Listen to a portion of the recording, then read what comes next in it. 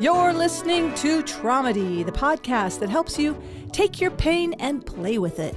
I'm Nancy Norton. I am a comedian, a former nurse, keynote speaker about the power of humor. And I love doing this podcast to help people who may feel isolated with trauma or have been going through stuff. And we bring on experts in trauma and recovery. Tromedy is not a replacement for trauma therapy, but it will help you get by between sessions. And then I love interviewing comedians. And this week is one of my favorites.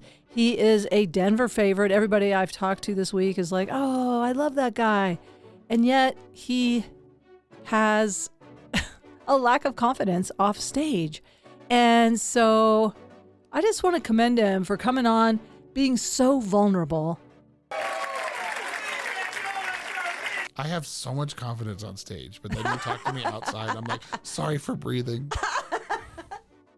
We recorded this episode before he won his round of a contest at the Denver Comedy Works. He is going on to the finals of the New Faces competition, which is like 150 people. It goes on for weeks. And to get to the finals is quite an accomplishment.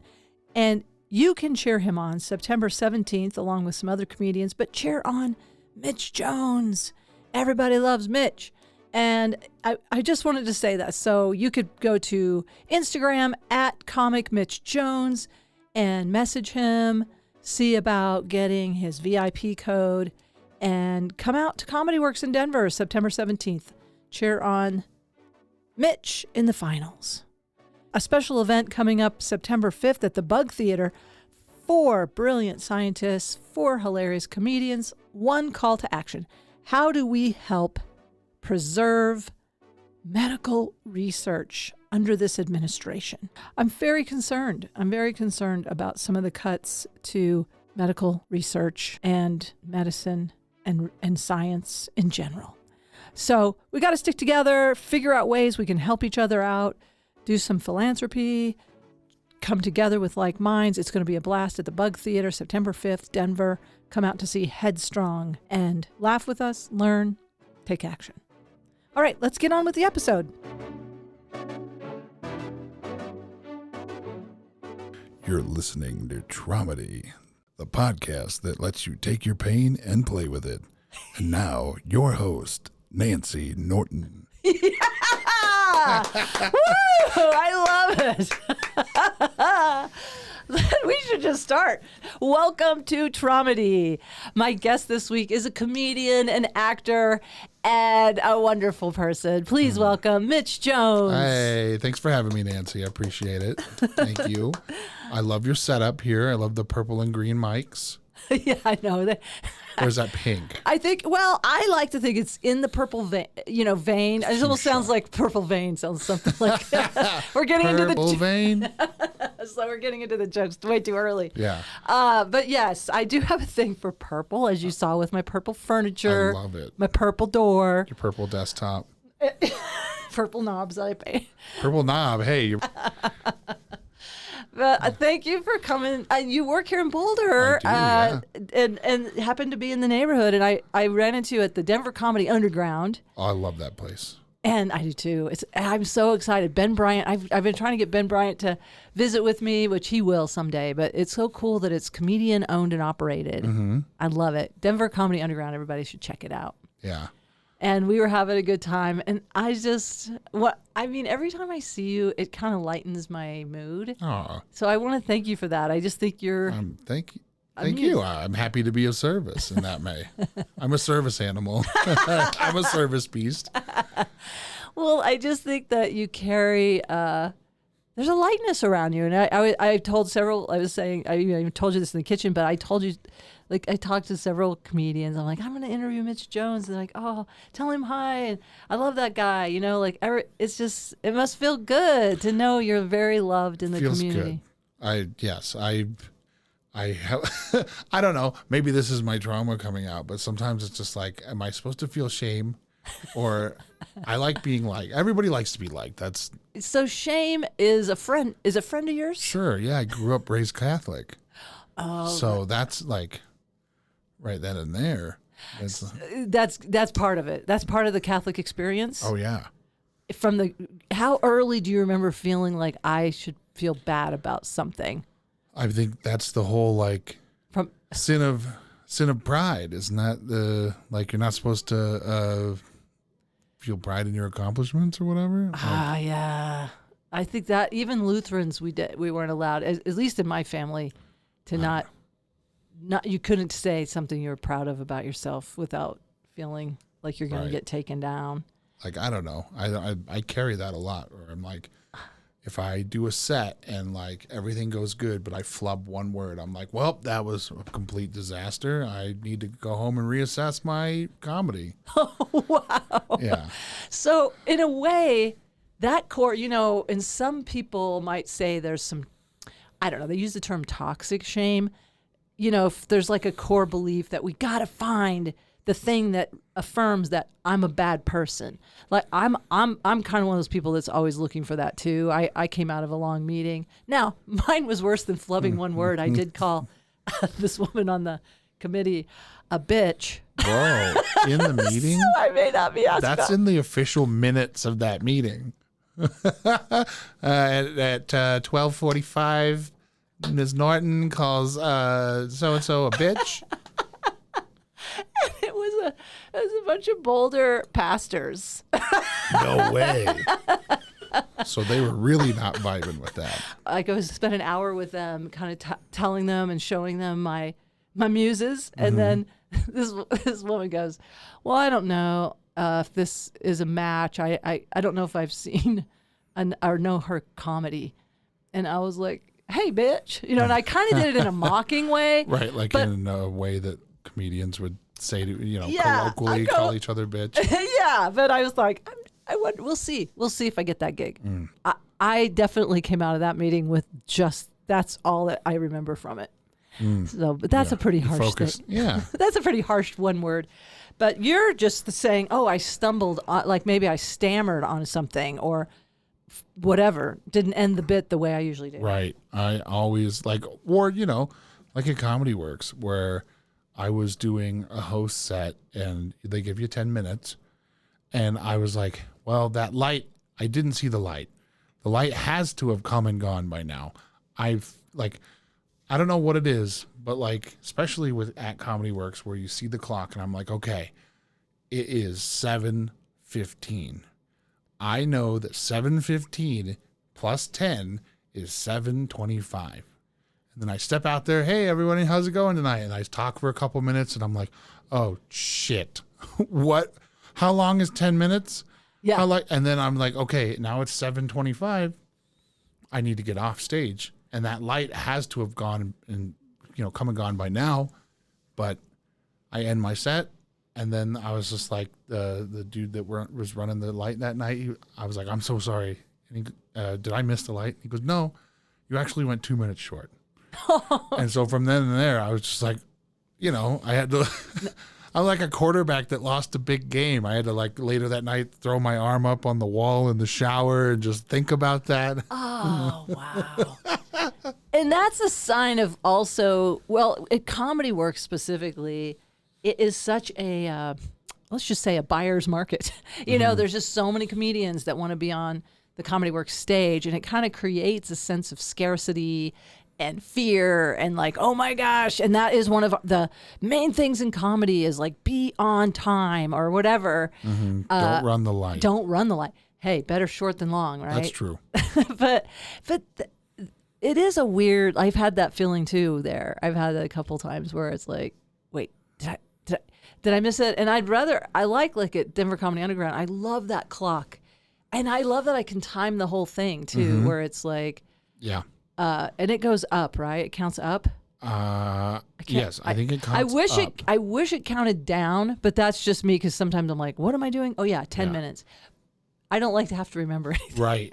Because when you're in the zone, frontal lobe kind of goes offline sometimes. Exactly. You're total lizard brain. You're like, I gotta say the funny things.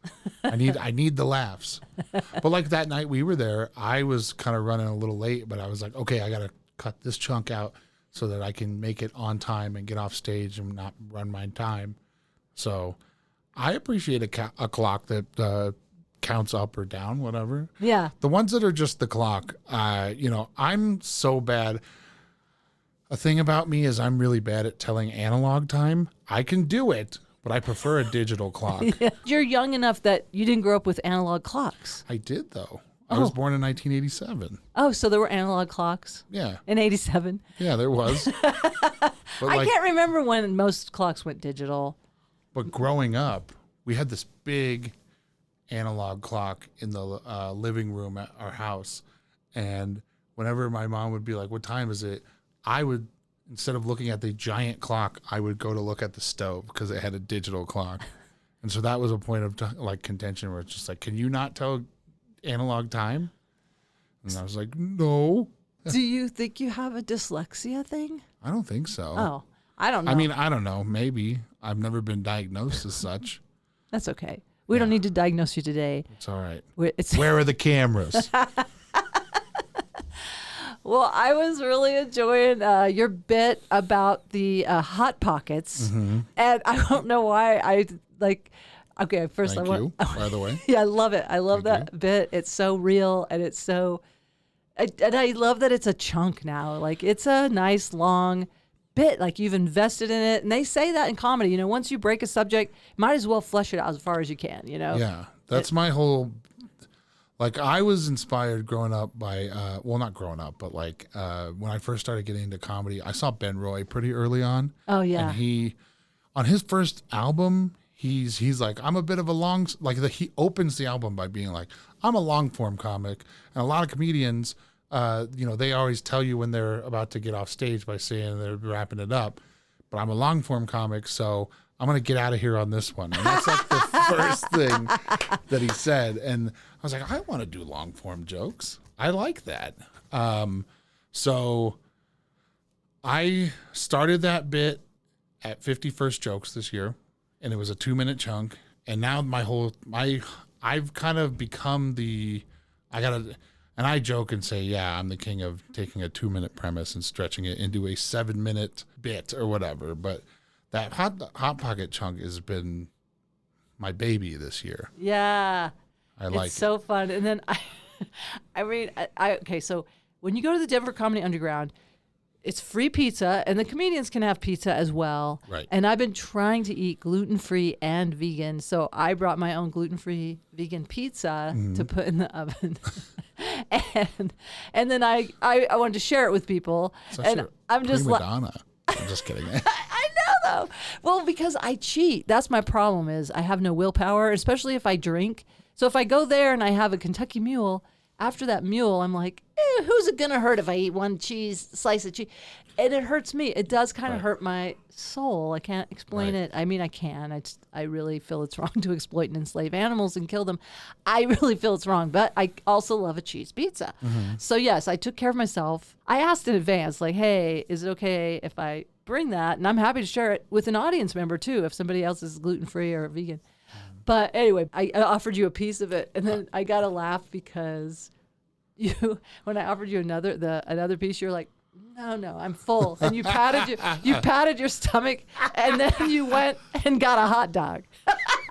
I didn't ask for a hot dog. Lily was like, to be fair, I know what the optics of that look like. I was like, I don't want your gluten-free pizza, Nancy. I don't know, but I wouldn't blame you because it is like, hey, it's not for everyone. And then I invited you over for some vegan hot pockets. I tried to get vegan hot pockets. We had pre-podcast pizza pockets.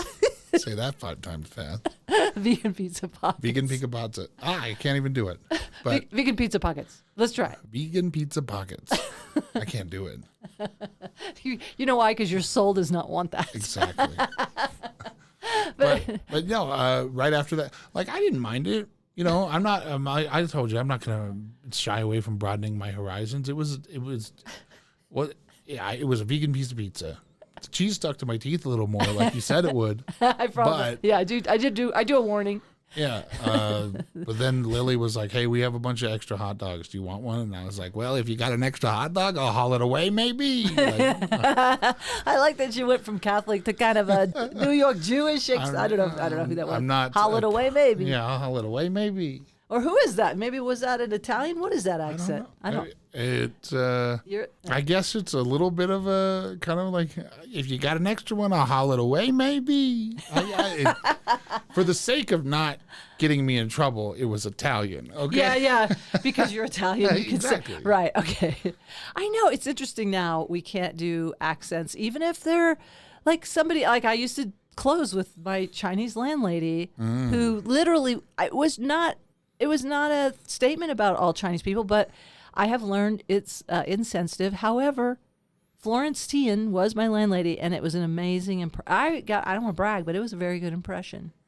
And it was exactly what she said to me, which is, you don't need a garbage disposal. You just eat your food.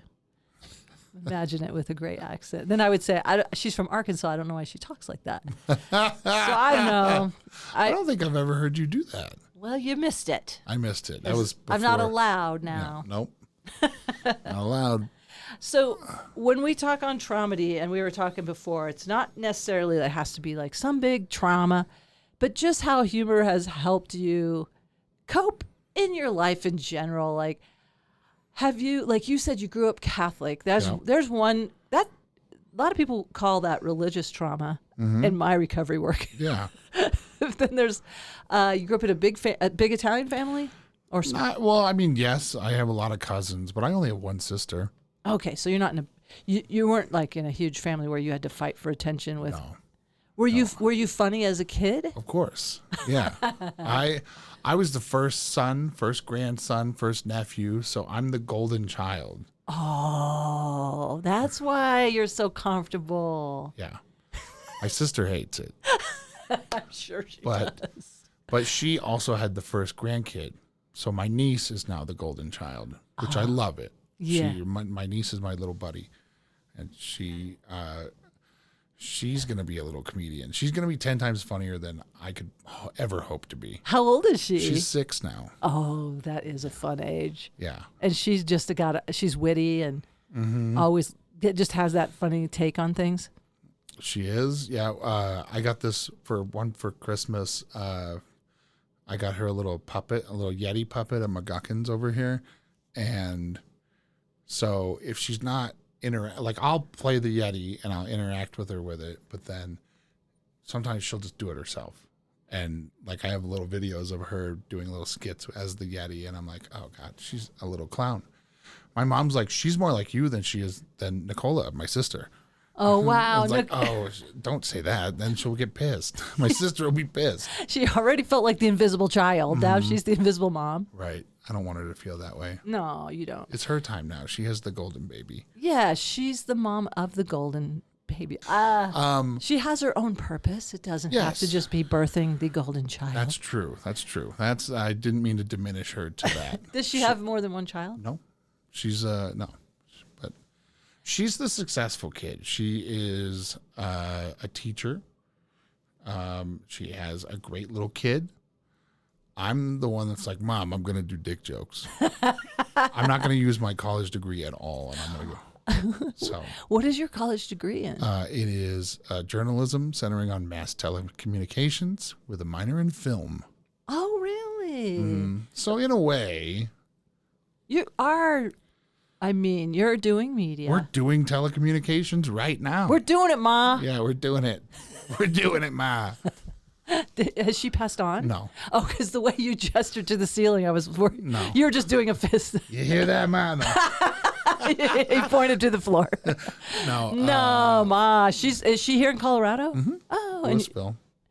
Oh, no way. My whole family is like, with the exception of a few cousins that moved, I have like my whole like extended family's tri-county area. Oh, really? Where were you raised? I was born in Boulder Community Hospital here. Now, did I know this? I don't know. Maybe. I had no idea you were a natural Boulderite. I was a natural Boulderite, raised in Louisville, lived in Greeley for about 10 years. And then Greeley is what messed me up and made me into a comedian. Really? Did you go down to the Greeley, the underground? The Down Under? The Down Under, that's what it was called. Yes, I did. The Down Under, behind the Target. Yeah. No wonder it didn't work out. All you had to do is go behind King Supers, go underneath the loading dock from Joann's Fabrics, then go down to the non-ADA compliant stairway through the brick hallway into the comedy club.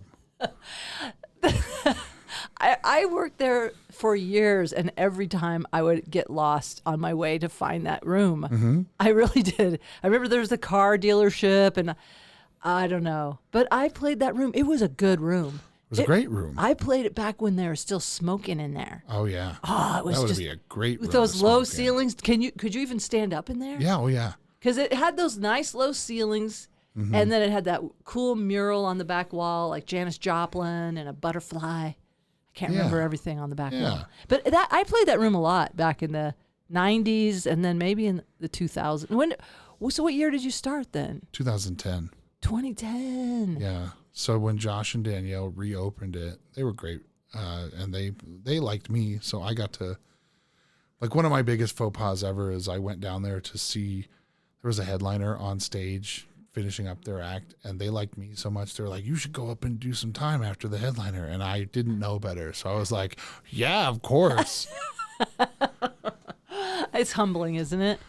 Looking back, I was like, what the was I thinking? I shouldn't have done that. But we don't know when we are starting out that's just, I think there's been a time where I've done something similar at one point where it seemed like I could do that. So that's where you started comedy. That's where I started. Because I was always like a funny kid growing up.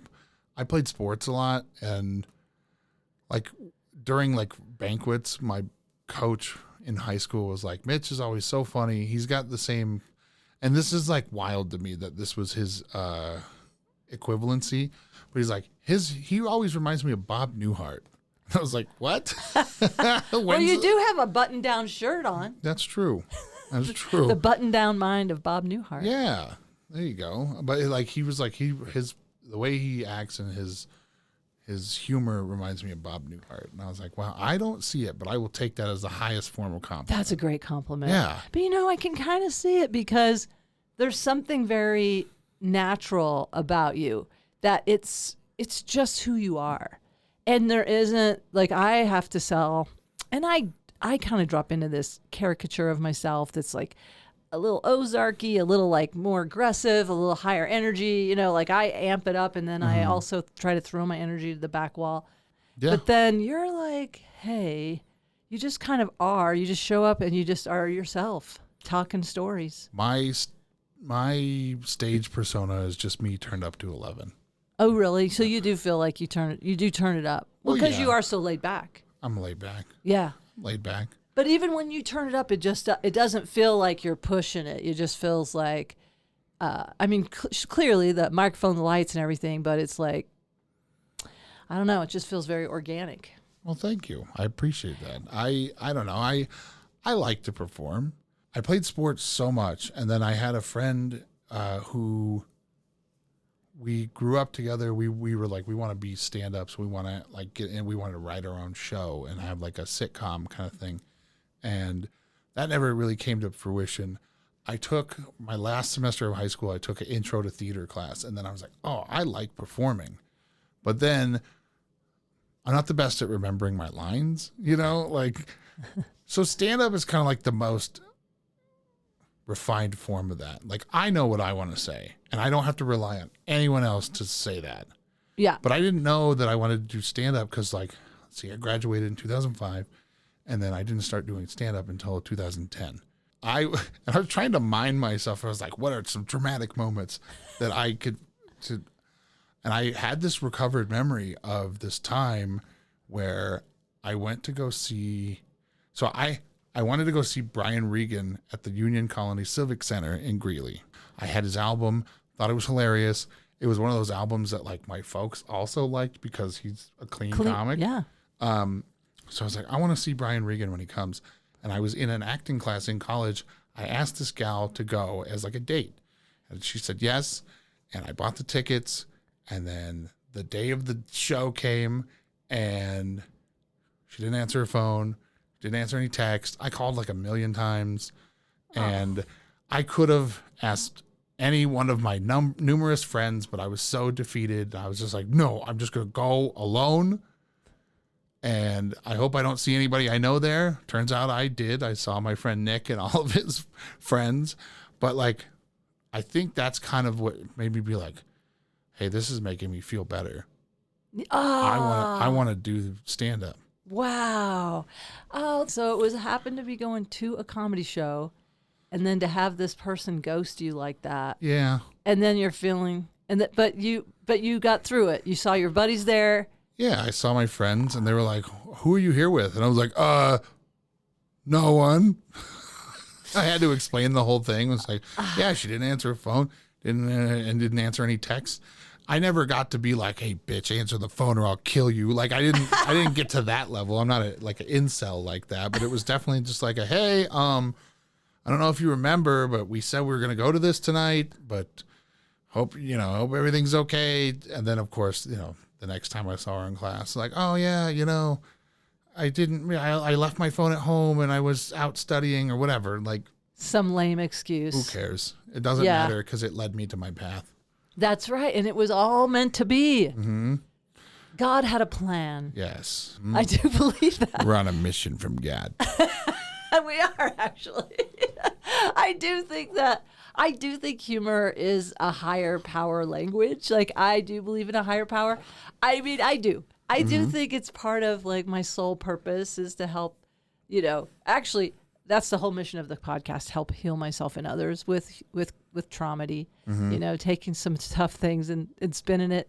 But I do believe in fate sometimes. Like, I think that really did light a fire in you. Yeah. It's not a mistake, but it's still like, okay, I'm going to tough it out. And then, oh my gosh, before you know it, you felt better. You're laughing. You're in the moment. That's the other thing I love about comedy. It's in the moment. Like if you're on the ride with a comedian, you're right there. You're not thinking about the past or the future. Right. It's kind of cool. Yeah. I mean, that led me to my path, but it also opened me up to be like, well, why did that happen? Am I just fundamentally unlovable? Is that what's going on there? I don't know. Clearly, we've already covered that's not true because everybody loves you that I know. But for you to even say that, I know there's a part of you that has that script of like, I mean, I'm going to say, I'll speak for myself. I definitely can find that script in me that's like, I'm unlovable. Mm-hmm. And then like sometimes feeling like, oh, we have to do a good show to love ourselves. And it's like, the key I think is like, can I love myself when I have called someone a bitch at a meeting? Right. Yeah. Can I love myself even when I mess up? Yeah, of course. I mean, I always love myself, but there's definitely a phrase that's been running through my head because I've had a lot of unsuccessful relationships where I'm like, everybody loves me, but nobody's in love with me. That makes me super sad. Yeah. I don't know if I've ever had reciprocal romantic love. Wow. Yeah. I want to change that. I know. Let's put that out to the loving universe. Right. I'm a Cancer. I like not hikes, and I like. What would be like? I've been thinking about this for myself lately, and I'm getting to this age where it's kind of like that ship has sailed. I mean, but I'm like a young man like yourself. How young? Thank you very much. I'm almost 40. But that's young. That's you'll realize later how young that is. Okay. It's a wonderful time. You're already like the 20s are too young because you're still forming, I mean, I got married when I was 20 and my ex-husband and I, it ran its course. I mean, we put each other through college. We're still friends, but it was like you're changed too much, by the time we got to 30, it's like we're different people now. Yeah. Start with a new one. That's how, because you came up in like the 70s and 80s. Yeah. So like that's how it used to happen. People got married early. Like my folks got married when my mom was 22, my dad was 21. Yeah. And they had me when my mom was 23 when she had me. Yeah. So I have that's what people did back then. But you started comedy at 23, it sounds like, if I'm doing the math correctly, 5 years after high school. And I was just thinking, you married your career You know, like that's a big commitment. Yeah. Comedy's a big commitment. Sure is. And when you say career, I just want everyone to know she's saying it definitely, and this is my self-hatred coming in. It's quote unquote career, because I definitely have a day job. I don't have a career in comedy. Well, then, how should we reframe it? It's my blessing and my curse. Yeah. Your blessing and your curse. You're compelled. My compulsion. Your compulsion Yeah, I like is that. Yeah, your compulsion is comedy. I get that. I definitely have that. I really could not do it. I can't go back. I mean, I thought for sure, like, when the pandemic happened, I was like really burnt out, because when I started, I was just like, and I didn't know that comedy is a marathon. It's not a sprint. For some people it might, but when I was 23 and I was starting out in Greeley, and I was like, okay, if I'm not super famous by the time I'm 30, I'm going to quit. And then I got to be 30 years old in the blink of an eye. And I was like, well, if I don't make it by the time I'm 10 years in, I'm going to quit. And then now here I am 15 years in. I'm like, well, shit. All I was going to say, obviously I just got on Medicare, so I'm about to turn 65. And you know what I thought comedy, like at the beginning, we have different ideas of what it is for us. Like at the beginning, you have different models, like having a sitcom. I wrote a pilot, the Nancy Tyler Norton show, which was kind of the lesbian Mary Tyler Moore show with my friend George McClure back in the 90s. I love George. I do too. And so we wrote this whole thing, and we had a Chinese landlady that was hilarious. But that never, so then Ellen did the thing, and I'm like, well, they don't need to meet the lesbian next door. Mm-hmm. Now I'm no longer lesbian identified. But also, I think I started stand up. Well, first of all, you're just kind of excited to like find out you can be funny on stage, you know? And like you said, you come from sports background, so you are used to performing under pressure. Performing under pressure, but it's a lot of team. Like, you'd think I'd be more suited for improv. But there was whatever is broken inside me. I have to be like, I can't do improv because I have to be the one that's like, I say the funny things. Yes, I got to be the funniest. Mm-hmm. Yeah, and I know they don't like that in improv. Nope. If you're not like yielding and like setting, like with volleyball, let them spike it. Mm-hmm. No, I will spike. You set. Maybe if I started improv first and learned and then went to stand up, that'd be fine. But like, or if you had a really good, like, who was I interviewing? Oh, Janae Burris was saying she started with improv, but then they just weren't funny enough. So she's like, it frustrated her to do it. But before we go farther, I wanted to ask, what kind of sports did you play? Football.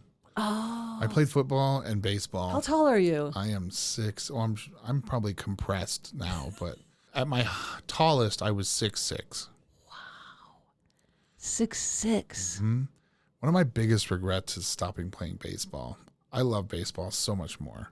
Oh, and they somehow talked you into football? Well, because I came up in the time when it's like Remember the Titans came out, and that's when every football coach in America was like, football is like the Army. We have to be training at every given moment, and we have to be ready for anything that can happen. And so you couldn't do both.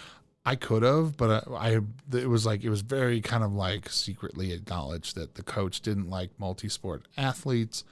And then I had a couple of friends that were like, they were on the baseball team, but they're like, you probably wouldn't like baseball. There's a lot of running. And I was like, of course, there's a lot of running in football too. Why did I let them dissuade me like that? Yeah. I don't know. There's something that I think whenever we acquiesce, and I kind of get mad at myself. Mm-hmm. You know what I mean? Like if I let somebody talk me out of something that I knew was right, maybe that's also part of your comedy thing where it's like, nobody's going to do that again. Right. You know? So this is your thing. And all I was going to say about this arc of comedy, and it is like we have these qualifiers. Like, what does it mean to make it? Right. Like that's it. I think it meant, what did it mean to you? Like having the Netflix special, everybody knowing your name, famous. Mm-hmm. Is that making it, or was it Was there something specific that you had in your mind, I guess, that's making it? I've only been on one tour, and it was up to the Pacific Northwest. I want to tour. I want to play clubs. Man, you should be doing that. You could be doing that. There's something. You're so funny. And thank you. And one of the biggest things in comedy is being likable. You're so likable and lovable on stage and funny, and you deliver. I've never been on a show with you that you didn't deliver. Thank you. So I appreciate that. It's kind of wild to me. But maybe it's just a belief system or something that you don't believe you can. I am terrified of. So I don't do really good crowd work. You're really good at talking to people on stage. I don't have that. That's not a tool that I have in my tool belt. So if someone talks, and also I kind of fucked up my hearing by listening to loud music in my 20s. So it's not a good show. I'm like, what did you say? And so right now, just because of Instagram and all that there's so much crowd work. I hate it. And it's not necessary. Yeah. I don't think you have to be a crowd work comedian. And I think you can absolutely tell club owners, because I think, to me, this is, and I know it's like, again, a buyer's market, but if you go into any, especially clubs where people know and love you and say, shut down any hecklers for me, I don't like that. You have honed bits that are great that you don't need that. You don't have to do that. I know, but I don't know. And if this is like this a fear that's holding me back, where if someone heckles or whatever, and I'm not, because I got that Italian temper. So I'm just like, shut the fuck up or I'll kill you. I would love to see that. I don't want someone to I don't know. I would love to see that side of you in a weird way, or maybe not. Maybe we don't want to see. Me, I don't know. You don't want to. You don't want to. That won't go back in the box. But in this day and age, you never know if someone's going to come out of the crowd and punch you in the face, shoot you with a gun or whatever. I don't know what's going to happen. And one of my biggest fears with comedy is, all right, so what if I'm not, what if I'm just Colorado funny and it doesn't translate out into all these other places? And then furthermore, what if I ask someone to vouch for me and this person vouches for me, and then I go out and I do the thing and I eat shit real hard, and I not only ruin my own reputation, but I also ruin the reputation of the person that vouched for me? That's a lot of pressure that's on you. I don't know why I have that. Yeah. So maybe the whole reason we're doing Tromedy today is to work through this block, because I feel like we need to do an intervention. Mm-hmm. We need to get a bunch of comedians who all know and love you and are like, no, dude, you're good. And I would vouch for you. Anyone would vouch for you. And if you had an off night, so what? If that ruins a reputation with me with a club, forget that club. It's not going to happen. It might. No. Maybe it stems from all these abandonment issues with my relationships, where it's just like, everybody's got to love me, and if they don't, then I feel like I have failed. But see, that's back to what we were talking about earlier with the anxious attachment style. It feels like we might die if people don't like us. Mm-hmm. I do feel like I don't know if it goes back to the crib, when we were infants, because the trauma work I've done, and I'm not saying this is you, I'm just saying for me, it's like there's some part of me that feels like if I'm not liked, I will die. That is that abandonment. In my recovery program, it is like we became terrified of abandonment. But anyway, I feel I have a lot of abandonment, anxious attachment, trust issues.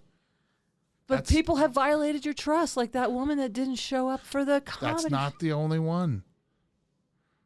Where I was dating this gal, and then she was also dating her ex-boyfriend, and then they were a thing, and then they broke up, and she came back. And I have a lot of well, maybe they'll come back. And I spend a lot of time wasting being like, well, maybe they'll come back. That was in college, though. That's when I was pre-stand-up. Yeah. And now you were saying, so that for whatever reason, there's a part of you that hasn't been able to show up in a way where you've attracted the right person that is for you. that's so excited to be with you. Yeah, I don't think it exists. Yes, it does. No, I'm the knight. I am. I am vengeance. I am the knight. I am Batman. That kind of shit. Do you think that? Well, listen, I have this. I have this thing where I feel like, and a lot of people do, where we get attracted to people who are not good for us. Like there's you know what I mean? Maybe, yeah. Like the wrong people. Like, oh, and then trying to get them to love us, and it's like, no. But have you ever had this though? Have you ever had the other side where it's the people that are attracted to you? You're like, hard pass. Oh God, yes. Okay. And also that haunts me in my darkest, most private moments. Where I spend a lot of time, Nancy, thinking about the what ifs. Like I think those haunt me. Where I'm like, if I would have played baseball, or if I would have kept playing football, I would have never gotten to comedy. I could have, and of course, this is every dude. Like I could have went pro. I could have been on the Denver Broncos or whatever. But like I think about what my life could have been. I can be like, I would have no financial debt. I would have played football for a couple years. I would have made the league minimum because I'm a big dude, and I would have been on the offensive line, and I wouldn't be the star quarterback. But like then I could have retired, and that would have been my life. Well, and you could have had that traumatic brain injury where That's true. you're like, so. I mean, But so how do you? Is there anything that helps you find peace with that? Like, have you done any bits about this? No, like where it's the what if, like because we could, it really is a torture. It's a torture because it's never going to be satisfied because we don't get to know, like, what if, like, I think that too. Like, what if I had ignored my mother's suicide note when I came out on Evening at the Improv? What if I'd ignored it and just said, kill yourself, I'm doing me, like what if Jesus, I didn't know that. I don't know. Well, I mean, I've shared that before on here, and yes, when I came out on Evening at the Improv in 1994, and I'm really proud. Like I got asked to do the show, and I was not a headliner yet. I was doing feature act stuff. I'd been touring for 3 years, and then all these major, Denver best headliners and me. And of course you could say, well, he invited you because you came out as a lesbian and that was different at the time. I don't know. But I am the only one he asked to the show. And I got clear there was a girl in Kansas about to kill herself because she is in high school. She found out she's a lesbian. She needs to meet the lesbian next door, The clown, the lesbo the clown. Hi, I'm your service lesbian. Okay. And then I do think that, though, and I go back, and then I trust my path. This is how I make peace with it. Just maybe it'll help you. I don't know. Sure. Here's how I make peace with it.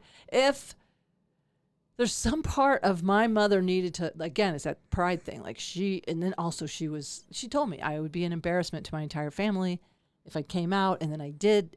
And like, what if she's successful next time? And it was my fault, and really, my whole family would blame me because you killed mom because you were a lesbian. Your lesbianism killed our mother. Oh, jeez. I'm not very popular in my family. But what I think, too, here's the joke I do about it, is like, well, I could have become Ellen, and then, because I have narcissistic traits. I definitely could have expanded on my narcissistic traits instead of being the humble servant you see before you. Yeah. But that could have been you on your own talk show throwing a scalding Starbucks coffee into an intern's face. That could have been me. So I like to do that. That's how Tromedy I would do around that is like, okay, what could have happened? Like, what's the worst thing that could have happened if you became, like, to me, it would be to be Ellen I would be so, like, I would be like, my mom was right. That is fame. And I always look at this. Fame is that many more people who don't really know you. And it's an illusion. You always hear these famous people are not happy. Yeah. Humor me. Like, if you became let's go with baseball. Yeah. All right. You become. I'm the home run king I don't know. It's more likely that I would have been a football guy. Okay. So let's go football. All right, let's go football. What would have happened? I don't know. I would have played in college. I had a lot of offers in high school to go play at a lot of, like, I could have went to Stanford. Wow. Yeah. it was a huge point of contention in my family that someone wanted to pay for my school, and I was like, no, I am so burnt out on being like the way that my football coach ran high school football. I was so burnt out because it's like, okay, he pulled a lot of strings so that you have to be, all the football players have to be in first period weightlifting class. And then you, after school, you have to go to weightlifting until it's spring football. Then you're in first period weightlifting class, and then you have to play spring football. And then you have to do the weightlifting regimen in the summer. And then you have 2 weeks off. Then you go back and you have 2-a-day practices. And there's no time for you. No. There's no time for you to have fun and just be a kid. No, yeah. And then also it was like I was very cool kid adjacent. I have the type of parents where it's like, hey, if you're gonna go to the party and you're gonna drink, just call me and I'll come get you or whatever. Like they're perfect for that reason. But like I didn't want to risk having to call them and bring shame upon the family by being like, I'm too drunk, come get me. Wow. Like, so you were... I didn't want to disappoint them. That's powerful.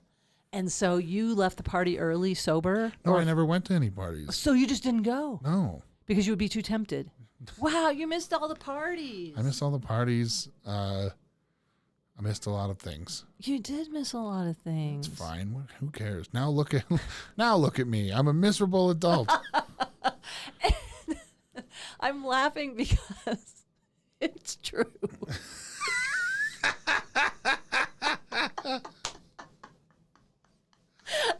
Yeah.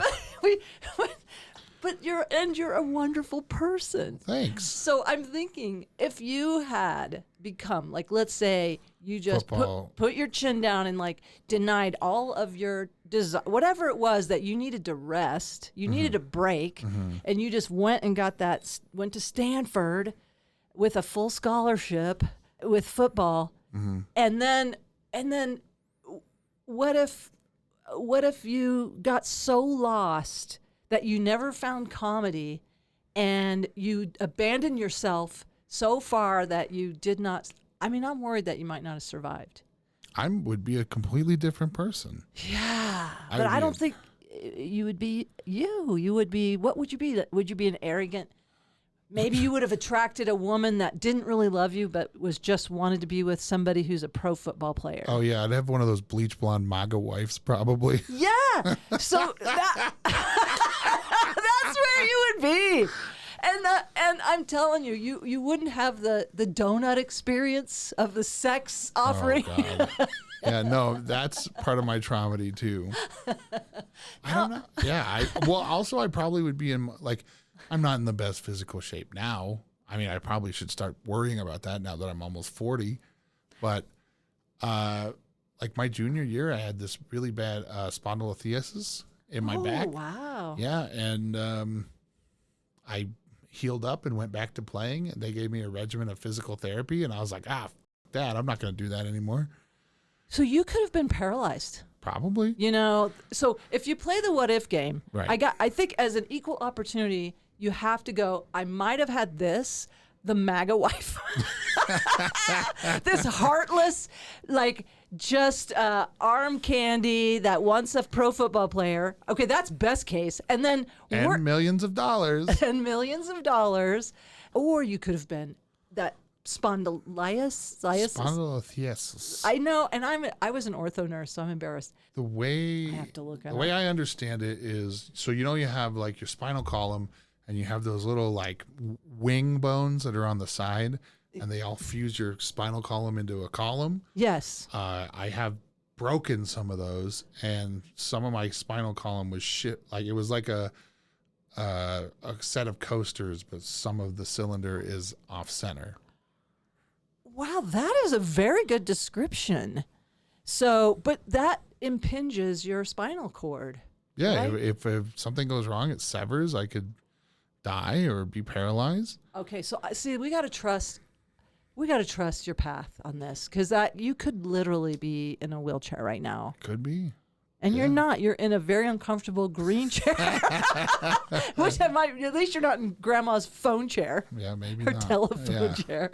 It literally is a little old woman's chair that I'm like, here, have a seat, Mitch. I didn't recognize you're 6'6". You should be able to sit in grandma's telephone chair. That's like where grandma would, be like, Myrtle's on the phone. Let me, That's exactly right. It was Evelyn Banning. Evelyn Banning. Barbara Stanwyck and I used to take the trolley. Yeah, and how is it now? How's your spine now? Oh, well, I turned 38 a couple weeks ago, and the day before I got out of bed and I wrenched my back so hard that I could not walk, almost. Like I could walk, but it was like shooting pain. Yeah, I think you definitely need to learn how to start taking care of Mitch. It's too late. No, it isn't. It's not too late. Please join me at a recovery meeting. If not at a recovery meeting, just join me right now. And you matter. And you got to trust that, like, okay, I'm going to appeal to your Catholic. Don't make me cry. Okay. I'm going to appeal to your Catholic side. Like, I truly think God gave you a gift, and we need to share it with more people. And we need to let that out. And it's not about pride. It's about honoring a gift given to you to help other people. Because like I told you, and I meant it, when I see you, there's a lightness. You have a light that comes through your eyes that is, it's wonderful. Well, thank you. You are going to make me cry. I want you to see that in the mirror sometime. I'm working on it. It's hard for me. Okay. I don't know. It goes back to what you were saying. Like I have so many videos of jokes and whatnot, but I'm afraid to put them up because one, what if some dickhead sees this on Instagram and then they steal my joke? Furthermore, what you were talking about earlier, where it's just like, I can't handle the negative comments. Well, I mean, I want to be loved. Okay, so man, if we could be liberated, this would be amazing. If we could just I don't care what people think of me. That whole adage, what people think of me is none of my business. Right. Dude, I am not there. I got to be honest. Clearly. There are comments I've seen on some of the YouTube. YouTube has the most trolls. You are proven funny. We have nothing to prove. In Colorado, we don't know outside. Okay. All right, my goal. Sorry, I don't mean to. You're trying to jazz me up, and I'm like, don't say nice things. Okay, well, no. I love that you're just going to take care of yourself this way, but I want to get you outside of Colorado on some stages. Me too. And I want to set up a path for you, like a way for you to take a break from a day job.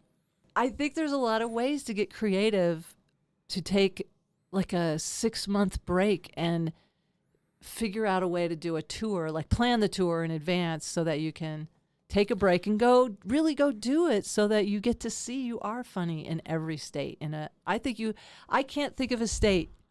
Like I've played almost every state. I can't think of a state where you would not play well. Well, I would love to try. But okay. Also, I don't know.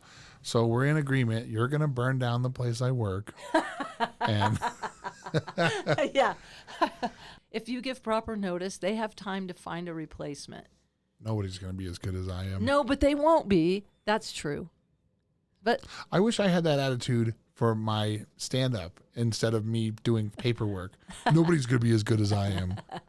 But, and the truth is nobody's going to be as good as you are at being you. At being me. That's what I meant. Yeah. But that's true. Okay, so right now there's nowhere that people can go see your comedy, like online? I have a YouTube page. Okay. One of my videos is private right now. It's the Hot Pocket joke. Oh my God, I love it so much. I should. Can we make it available? I did the Gateway show.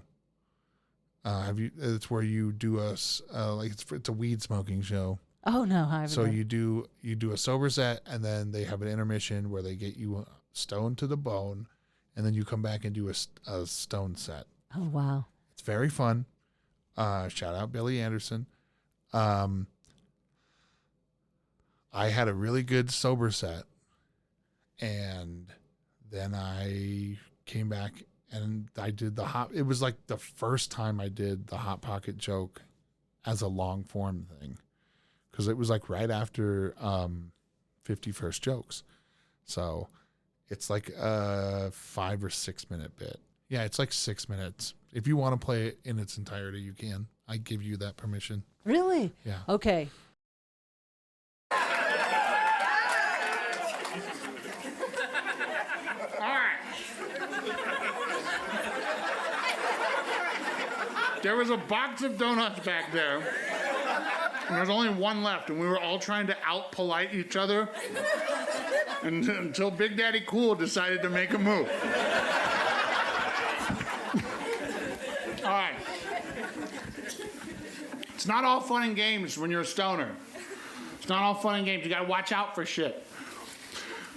Case in point, I don't know if you've heard this news, but did you know that Hot Pockets no longer come with a crisping sleeve? This is the perfect fucking audience. Because every other audience I've told that to, they're just like, Hot Pockets? Someone in the front row was aghast. Like they just found out about 9/11. What?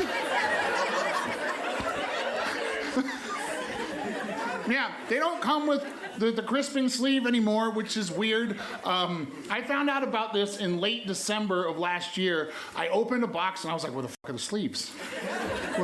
I called Hot Pockets because I thought I got a defective box. I was so ready to fucking Karen it up on the phone. This is my Karen stance, by the way.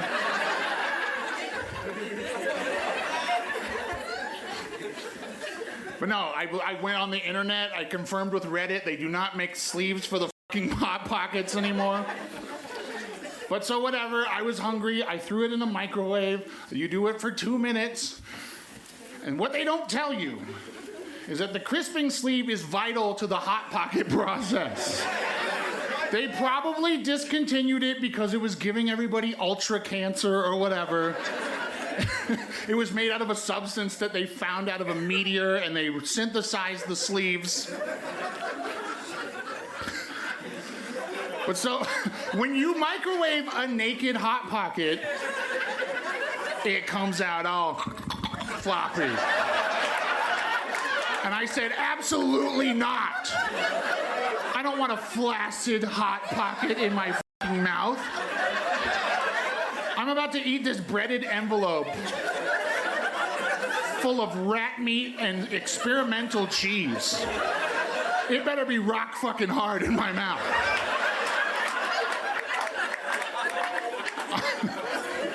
So I ate the Flop Pocket in December. It was gross. But then some time passed. The holidays, the holidays are always weird. I had a bad New Year's. The past couple of New Year's, I went out, I was with friends, I did a New Year's kiss. It was f***ing awesome. This year was different, very low key. I felt very bad about the general state of everything. Had one of those bad brain New Year's, where your brain's like, hey, all your friends? They secretly hate you, and your other part of your brain's like, that's obviously true. That's. So, I was at home. I was alone. I said Happy New Year to myself. And then I was like, I'm so hungry. The only fucking thing in my fridge, Hot Pockets. And I was like, God damn it, that's gonna be my first sustenance of 2025. So I pulled the box out. And I was like, I remember from December, I was like, I do not want the first thing in 2025 is to waggle a fucking limp Hot Pocket into my gullet at 1 a.m. So I looked on the back of the box. They tell you microwave or the conventional oven. What am I, a fucking scientist? No. I'm not gonna place a single Hot Pocket in the real oven on the center of the rack. Go yourself. So I decided for toaster oven. Toaster oven, threw it in there, cranked it up. I got high for the first time in 2025, and I left it in there for like 25 minutes. So here's what they also don't tell you about the crisping sleeve, that it gives the Hot Pocket the portability so you can bring it to your mouth, right? So I went to touch the Hot Pocket. I was like, okay, I'm not gonna grab this. I'm gonna be a fancy bitch. The first thing in 2025, I'm gonna eat it on a plate with a fork and knife. So I'm in the dark at like 1, and I'm sawing this fucking Hot Pocket. And I'm like, look, I wasted 15 years of my life doing comedy. This is it for me. I've peaked. And I was like, I'll never tell another joke again.